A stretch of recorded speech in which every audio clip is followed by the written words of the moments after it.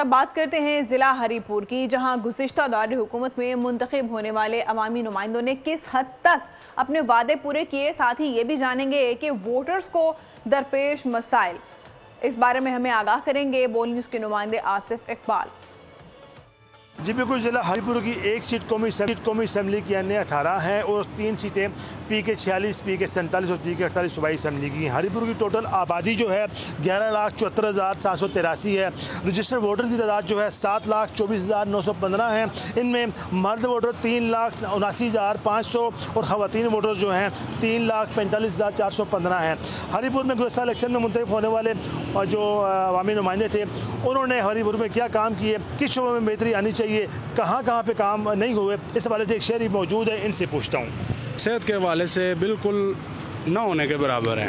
हमारे यहाँ पे हरीपुर के DHQ में चले जाएं तो बस वो तो सिर्फ यही कह देते हैं कि भाई इसको फ़ौरन रेफ़र टू एबटाबाद।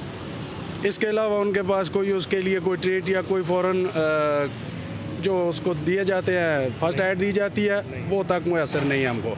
ज़िला होने के बावजूद सेहत के हवाले से हमारे पास कोई बेहतर या कोई उस तरह का सहूलत मौजूद नहीं है।